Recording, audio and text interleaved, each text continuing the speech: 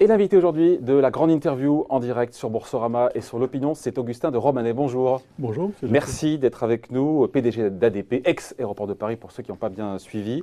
Pour vous interroger, je suis en compagnie de mon confrère, Raphaël Legendre. Bonjour Raphaël. David, bonjour Augustin de Romanet. Bonjour Raphaël Legendre. Bon, c'est inédit, il fallait en parler évidemment, parce qu'on a quand même plus de 200 parlementaires, vous avez vu, qui viennent d'enclencher un référendum d'initiative partagée pour contrer quoi? La privatisation d'ADP. Alors, et voilà, il faut maintenant que ce soit accepté, validé par le Conseil constitutionnel. Derrière, il faut que ce soit signé par 10% du corps électoral, 4,5 millions de citoyens. Et là, on se dit que potentiellement un référendum pourrait peut-être être organisé. Est-ce que tout ça vous inquiète? Est-ce que le calendrier de la privatisation, est-ce que potentiellement c'est remis en cause ou tout est gravé dans le marbre et tout ça n'est qu'un épiphénomène? La seule chose qui peut m'inquiéter, Monsieur Jacot, c'est que nous ne continuions pas à faire ce qui est important pour nos clients. Améliorer la qualité de service, faire que le CDG Express soit présent en temps et en heure, faire que nous continuions à progresser dans les classements internationaux de qualité de service comme nous le faisons. Par exemple, la semaine dernière, nous avons appris que Charles de Gaulle était le 9e sur 30 des grands aéroports mondiaux. Charles de Gaulle est toujours dans le top 10 des aéroports mondiaux sur les services et les loisirs d'une part, le shopping d'autre part.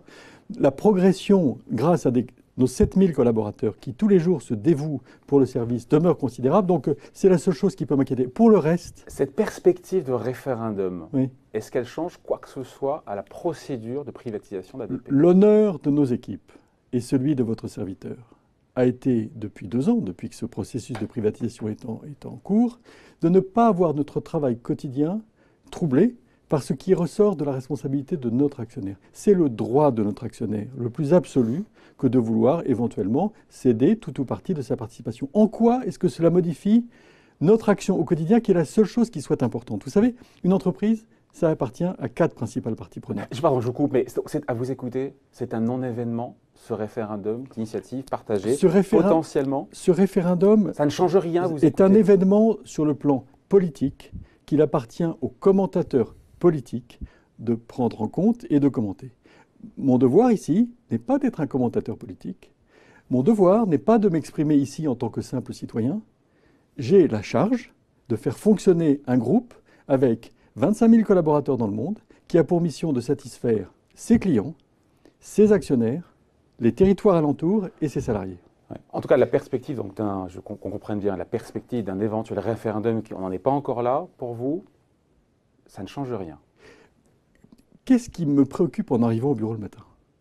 Est-ce que c'est de commenter l'actualité que je pourrais commenter dans bien d'autres domaines? Je pourrais commenter le Brexit, je pourrais commenter l'accord sino-américain sur le commerce, je pourrais commenter la situation économique du Libéria ou de l'Indonésie orientale, mais ça n'intéresse pas les Français. Vous m'avez invité pour que je vous parle du magnifique parcours boursier d'ADP depuis on va en parler évidemment, on a tout le temps. Vous m'avez appelé pour que je vous parle de ce qui intéresse nos auditeurs. Et justement, nous avons plus de 100 millions de passagers qui, chaque année, se demandent s'ils vont trouver un meilleur accueil, des meilleurs accès, un contrôle de la police aux frontières qui soit plus fluide. Et la qualité du service est intéressant parce que c'est l'actualité. Christian Estrosi, ce matin, chez Bourdin, vous avez vu, il y va fort, aéroport de Paris, aéroport le plus épouvantable. J'ai honte pour la France, nous dit Christian Estrosi. Et là, vous me dites, on est dans les classements internationaux, on est dans les meilleurs. Il y en a des deux qui se trompent, là. Alors, moi, j'ai du respect pour M. Estrosi et je crois qu'il a loué ce matin, il a complimenté l'aéroport de Nice. Et je crois qu'il a raison, parce que je crois que l'équipe de Nice fait un bon travail depuis la privatisation et je les salue à cette occasion. Dès lors que, mais je pense qu'il a été mal informé, parce que dès lors que le classement de Charles de Gaulle, dans les classements internationaux, est assez largement meilleur que celui de Nice, je ne me souviens plus exactement celui de Nice, mais vous vérifierez derrière. Je pense que M. Estrosi n'a pas nécessairement été bien informé. En tout cas, au nom de toutes nos équipes, je vais lui écrire une lettre personnelle et que je ne rendrai naturellement pas publique parce que j'ai du respect pour lui. Vous êtes choqué par ses propos, on le voit bien. Choqué et irrité.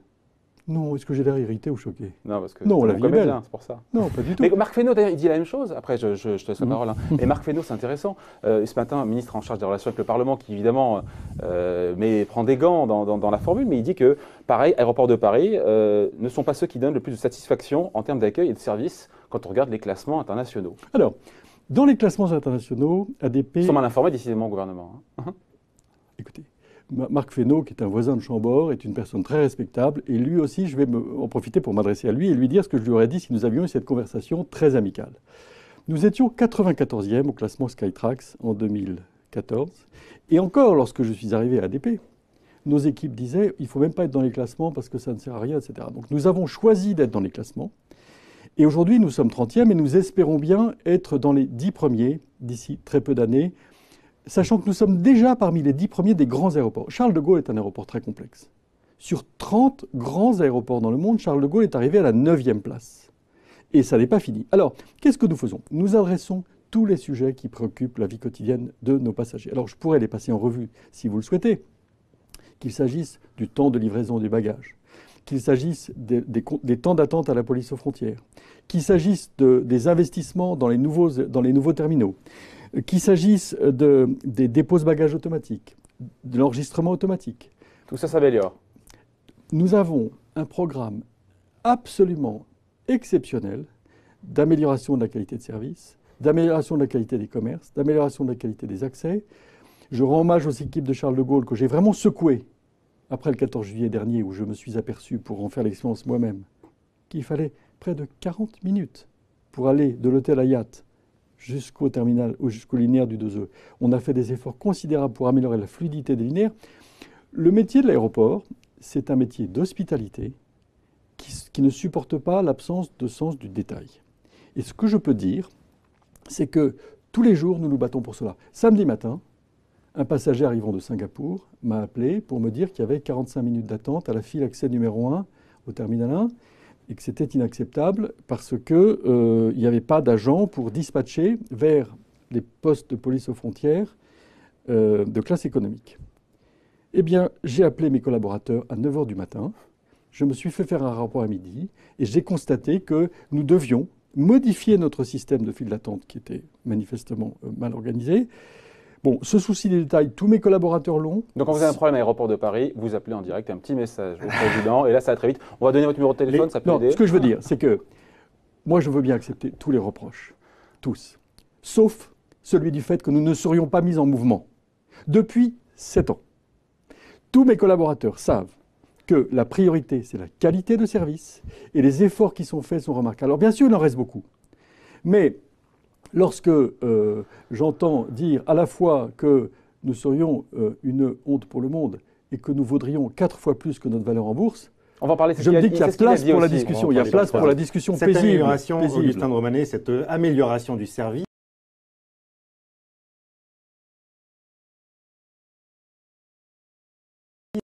elle sera facilitée avec la présence d'un acteur privé. Parce que ce qu'on entend derrière, c'est la vente de la poule aux œufs d'or, la vente d'un actif stratégique pour l'État. L'État, pour le développement d'Aéroports de Paris, était-il plutôt un frein ou pas? Et est-ce qu'un acteur privé au sein du capital sera un accélérateur pour la qualité de service d'Aéroports de Paris? Alors, Raphaël Legendre, je vais répondre à votre première question. Est-ce que l'État, oui ou non, m'a empêché d'améliorer la qualité de service? Je ne répondrai pas à votre deuxième question parce que je me suis fait une règle depuis 2 ans et demi de ne pas évoquer le sujet de la privatisation qui concerne mes actionnaires. Donc je ne vous répondrai pas. En revanche, est-ce que l'État est un frein à l'amélioration de la qualité de service? La réponse est non. Jamais l'État ne m'a empêché, et au contraire, je dirais même, nous avons été avec le Premier ministre, Édouard Philippe, en parfaite symbiose, lorsqu'il a réuni un comité interministériel du tourisme pour appeler à la mobilisation générale sur le temps d'attente à la police aux frontières. Nous avons connu un été 2017 cataclysmique. L'addition d'un nombre de policiers probablement insuffisant, de l'absence d'automatisation des contrôles, avec les paraphes qui n'étaient pas encore présents, et des règles de contrôle accrues liées aux attentats du Bataclan et de Charlie, a créé une situation totalement inacceptable. Qui a sonné le tocsin? C'est le Premier ministre. Naturellement, nous l'y avons fortement invité, mais il a pris ses responsabilités. Et depuis cette époque, chaque semaine, je signe personnellement un compte-rendu des temps d'attente à la police aux frontières destiné au directeur de cabinet du ministre de l'Intérieur et à toutes les autorités publiques qui doivent en savoir. Nous avons fait des progrès considérables, nous n'allons pas nous arrêter là. Je ne me satisfais pas d'un objectif de temps d'attente de 30 minutes pour les passagers Schengen et 45 minutes pour les passagers internationaux. C'est trop élevé. Et grâce au déploiement de 105 SAS Paraf, acquis par Aéroport de Paris, à l'été prochain, j'ai bon espoir que nous puissions non seulement être toujours en deçà de ces temps d'attente, mais se fixer des objectifs plus réduits. Est-ce que vous pouvez nous clarifier un petit peu ce qui sera du ressort du privé après la privatisation et du ressort de l'État? On a entendu beaucoup de choses là-dessus, beaucoup de fake news. Est-ce que, par exemple, on privatise la frontière quand on privatise l'aéroport de Paris? Non, aucunement. Là, vous me demandez un commentaire factuel sur le droit qui est en train d'être voté. Le projet qui est voté, non seulement maintient l'État dans l'intégralité de ses prérogatives, mais les accroît. L'intégralité des fonctionnaires d'État qui sont aujourd'hui en charge des missions de souveraineté et de sécurité vont demeurer. La gendarmerie des transports aériens qui contrôle le tarmac, la police aux frontières qui contrôle les passeports à la frontière, la préfecture de police qui est présente sur les linéaires, la section de renseignement de la préfecture de police avec plus de 30 collaborateurs à Charles de Gaulle, la direction générale des douanes, la direction générale de l'aviation civile, tous ces fonctionnaires vont demeurer. Par ailleurs, l'État va accroître ses prérogatives en matière de contrôle sur notre immobilier. Et enfin, l'État reprendra... Avec la possibilité d'avoir les collectivités locales, peut-être au capital, au conseil d'administration d'ADP. Je rappelle, c'est plus de 6000 hectares de foncier ADP. C'est très important pour l'Île-de-France. Vous êtes favorable à une entrée des collectivités locales? Mais nos relations avec les collectivités locales sont permanentes. Dès aujourd'hui, nous avons au conseil d'administration du groupe ADP 2 censeurs, qui sont des personnes qui assistent au conseil d'administration, qui sont assistés en permanence, qui sont Madame le maire de Paris et Madame le maire d'Orly.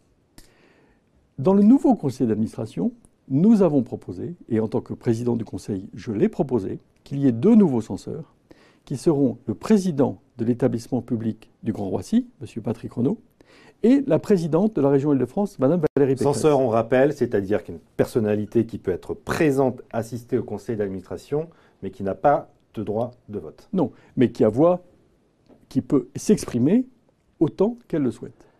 Les Français se posent comme cette question, parce que c'est dans le débat évidemment, cette privation d'ADP.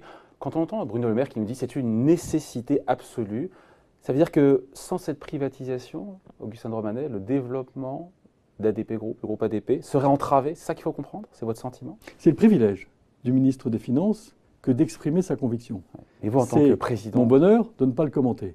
Ce que je note, c'est que j'ai toujours dit que je ne commenterai pas la privatisation, mais que celle-ci pouvait être une chance pour ADP sous certaines conditions. Parmi ces conditions, il y avait le fait que la puissance publique ne se départisse pas des pouvoirs de régulation et de mission de sûreté et de sécurité qui sont les siennes aujourd'hui. Ce que je peux dire, c'est que la loi Pacte qui résulte des travaux de l'Assemblée nationale et du Sénat est, du point de vue de ses exigences, une loi qui me satisfait totalement. Et donc, de mon point de vue, la privatisation est possible sans créer le moindre trouble pour nos concitoyens. J'ajoute qu'en matière tarifaire, les tarifs sont fixés par le ministre. C'est-à-dire qu'il n'y a pas à craindre de dérive des tarifs qui ne seraient pas contrôlés par les pouvoirs publics. Donc, je prends avec la modestie qui sied à un groupe de 6000 collaborateurs qui se mobilisent pour améliorer la qualité de service, je prends cette animation autour du groupe ADP comme une adhésion aux efforts que nous avons faits depuis 6 ans. Il y a une affection des Français pour cette entreprise, mais je crois qu'une affection des Français pour cette entreprise qui se doublerait d'une critique a priori du secteur privé ne serait ni élégante ni juste. En quoi le secteur privé serait-il systématiquement un mauvais gestionnaire? En quoi serait-il systématiquement contraire aux intérêts de nos concitoyens? Il y a précédent des autoroutes en France, la privatisation qui laisse un goût amer pour beaucoup de Français qui ont estimé qu'ils ont payé très cher les hausses de péage. Avec un acteur central, Vinci, également présent sur les aéroports, dont on entend beaucoup parler aussi. Puisque nous sommes chez Boursorama. Et l'opinion. Et chez l'opinion, bien sûr. Et que nous avons un peu de temps. Et que les lecteurs de l'opinion aiment la complexité. Ceux de Boursorama aiment les analyses techniques. Arrêtons-nous une seconde. Je ne suis pas mandataire social de société d'autoroute. Je n'ai pas souvent pris la parole pour défendre les sociétés d'autoroute. Mais, après tout, ces sociétés d'autoroute, elles ont été cédées en 2005 sur la base d'un certain montant de taux d'intérêt. Qui peut dire qu'il n'y a pas eu une vraie compétition Et qui peut dire que les acheteurs n'ont pas payé le vrai prix? Les acheteurs ont payé le vrai prix. Alors si aujourd'hui, ex post, mais c'est facile de refaire l'histoire, de faire ce qu'on appelle de l'Uchronie, la valeur de ces entreprises a pu augmenter grâce à la baisse des taux d'intérêt. La valeur de tous les actifs, de tous nos concitoyens qui étaient indexés sur les taux d'intérêt a cru dans les mêmes proportions. Tous les titulaires qui avaient des obligations ont vu leurs titres se revaloriser exactement dans les mêmes proportions. Alors ce que je peux dire, fait une mauvaise affaire. Ce que je peux dire, c'est que il ne s'agit aucunement de prendre les autoroutes comme bouc émissaire et de les critiquer. C'est un autre sujet. En revanche, s'agissant des aéroports, nous sommes obligés de constater que ce risque de survalorisation ex post de l'entreprise, parce que les taux d'intérêt auraient fortement varié, n'existe pas. Ils ne peuvent plus baisser beaucoup les taux d'intérêt. Il n'existe pas pour deux raisons. D'abord parce qu'ils sont très bas, mais à supposer même qu'aujourd'hui ils soient très hauts, notre système de régulation fait que notre rentabilité est plafonnée. Nous ne pouvons pas avoir une rentabilité supérieure au coût moyen pondéré du capital. Donc, je dirais que je suis en mesure, si on me le demande, mais je ne crois pas que ce soit mon rôle, mais de rassurer tous ceux qui expriment les craintes qui sont aujourd'hui mises en jeu. Ce n'est pas officiel évidemment, mais juste, quand est-ce que vous saurez ce que l'État veut faire de sa participation, des 50,63% du capital dans ADP en off, j'imagine que si on vous l'a dit, vous ne nous le direz pas, mais quand est-ce qu'on saura enfin ce que l'État veut faire? Vous avez une idée de calendrier, vous? Écoutez, ce que je sais, c'est que... vous savez pas. Ce que je sais, c'est que l'État a déployé beaucoup de soins à rédiger une loi Pacte, à accepter des amendements qui fassent de ce texte un bon texte, et que dès lors que tout cela est bien ficelé, je pense qu'il souhaitera aller vite, mais je n'ai pas d'informations particulières. Et qu'est-ce qui est le préférable pour ADP? C'est une cession à 100% des parts de l'État ou pas forcément? Benjamin Griveaux, il y a quelques semaines, a évoqué le maintien d'une part de 20%, par exemple, de l'État au capital. Oui. Écoutez, vous me donnez l'occasion de vous redire que je ne commenterai rien de cette privatisation. Opérationnellement, il n'y a pas un avantage, strictement opérationnellement, à ADP, à avoir soit une partie de l'État qui reste au capital, soit un acteur 100% privé. Pour vous, c'est la même chose? Je ne commenterai pas. Que le jour où ça sera officiel, vous commenterez? Si c'est utile à nos interlocuteurs, bien sûr. En tout cas, ça ne changera rien pour vous, c'est intéressant au quotidien de manière opérationnelle, en tant que président du groupe ADP, d'avoir un fonds, d'avoir l'État, ça ne change rien. La santé mentale de votre serviteur commande que je respecte la mission qui m'est donnée, qui est de faire grandir un groupe à vocation mondiale. On va en parler maintenant. Et d'améliorer la qualité de service. De 40 à 50%. Allez, on y va direct parce qu'on change de sujet. Activité, chiffre d'affaires, là pour le coup, la mariée est belle, comme on dit. 40 à 50% de croissance entre 2018 et 2025. On s'est posé la question, quelle est la part qui viendra du développement international et quelle est la part qui viendra du développement de vos aéroports parisiens de ce déjà comme actif? Environ, pour résumer moitié-moitié, nous avons 4 moteurs de développement d'ici 2025. D'abord l'international, effectivement. Nous espérons pouvoir acquérir des aéroports à l'étranger. Aujourd'hui, c'est 30%, je crois, du Aujourd'hui, c'est 30% de notre résultat opérationnel courant. Ça va descendre à 20% parce que nous avons perdu Istanbul. Oui, c'est tout chaud d'ailleurs. Vous savez que le 6 avril, l'aéroport d'Istanbul Atatürk a fermé. C'est un aéroport qui a accueilli 660 millions de passagers pendant plus de 7000 jours. Et l'an dernier, il a acquis 60 millions de passagers. Donc c'est une grosse perte pour notre EBITDA de Turquie. Néanmoins, nous avons acheté l'aéroport d'Antalya qui nous a compensé à peu près le quart de cette perte. Donc, l'international, nous avons les commerces. En matière de commerce, nous avons des équipes qui travaillent à améliorer l'offre, augmenter les surfaces et offrir à nos clients ce qu'ils demandent. Nous avons aujourd'hui trop de terminaux dans lesquels les clients n'ont pas ce qu'ils demandent. Au terminal 1, par exemple, nos clients n'ont pas les produits de luxe qu'ils attendent. Donc, nous allons passer le nombre de mètres carrés de 60 000 à 80 000. Songez que lorsque je suis arrivé à ADP, nous étions plutôt dans la superficie du bon marché. Aujourd'hui, nous sommes plutôt avec la même superficie que le printemps. Et dans 6 ans, nous aurons plus de superficie que les Galeries Lafayette. Donc nous avons pour objectif d'offrir à nos clients internationaux ce qu'ils veulent dans l'ensemble des terminaux. Nous avons l'activité immobilière où nous avons décidé, il y a déjà 3 ou 4 ans, de ne plus être des simples aménageurs, mais d'être des investisseurs. C'est-à-dire que c'est nous-mêmes qui construisons les hôtels, les hangars, les bureaux, de façon à ce que l'entreprise ADP puisse tirer profit de la plus-value qui naîtra des transports collectifs qui irrigueront nos aéroports. Vous le savez, en 2024, la ligne 14 va arriver à Orly. En 2018, la ligne 18, justement, ira d'Orly au plateau de Saclay. 2028, pardon. En 2028 ou 2030, la ligne 17 arrivera à Charles de Gaulle. Et puis le Charles de Gaulle Express arrivera pour décembre 2023 ou début 2024. Donc, nous avons l'immobilier, nous avons les commerces, nous avons aussi le trafic aérien. Nous tablons sur une progression du trafic aérien d'environ 2,6%. Donc, tous ces éléments-là nous permettent d'avoir cette perspective. Avec cette promesse de doubler les investissements entre 2021 et 2025, qui va doubler à 6 milliards d'euros, c'est ça, tout en prévoyant une modération, ce qu'on appelle une modération tarifaire, 3% par an quand même. Quand l'inflation est à moins d'1%, c'est quand même plus que l'inflation. Comment vous faites justement pour bien concilier les deux? Quand je dis modération tarifaire, c'est que les tarifs du contrat de régulation économique numéro 3 étaient prévus pour augmenter de prix plus 1%, avec 3 milliards d'investissements régulés. Et là, nous doublons les investissements et nous prévoyons que les tarifs augmenteraient des prix plus 1,35%, donc 0,35 centimes de plus seulement. Comment est-ce possible? C'est possible pour 3 raisons. La première, c'est que lors du précédent contrat de régulation économique, nous avions un retard de rentabilité. Nous avions un rendement des capitaux engagés qui était de 3,8, alors que nous pouvions atteindre le coût moyen pondéré du capital qui était presque du double, un peu moins du double, 5,4. 5,4. Donc, nous avions un retard. Ce retard, non seulement nous l'avons comblé, mais nous allons même nous trouver en position d'être en 2020 avec une rentabilité un tout petit peu supérieure. Donc, pour le prochain contrat de régulation économique, nous n'avons plus d'effort de rattrapage de rentabilité à faire. Et en plus, l'avance que nous avons prise, nous allons la restituer aux compagnies. C'est-à-dire que pour le prochain contrat de régulation économique, nous allons partir sur un coût moyen pondéré du capital de 5,6. Mais comme nous partons à un niveau un peu plus élevé de 5,8, nous allons avoir une courbe descendante de coût moyen pondéré du capital. Nous serons à 5,8 au début, 5,4 à la fin. Et en plus, de surcroît, nous allons réduire nos dépenses. C'est-à-dire qu'une des fiertés de nos équipes à Aéroport de Paris, c'est que vous ne nous entendrez jamais faire une annonce pour dire « nous annonçons un grand plan d'économie ».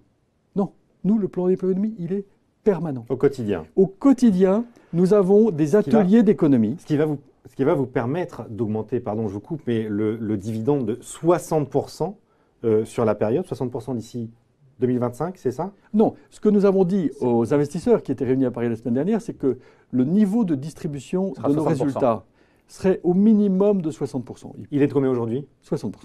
Donc il reste là où il est. Donc c'est une stabilité, d'accord. Oui, mais ce que nous avons voulu délivrer comme message de solidité financière, c'est que même si nous souhaitions l'augmenter un petit peu, notre notation, nous avons une des meilleures notations de France par les agences de rating, ne serait pas mise en cause tant notre situation financière est saine.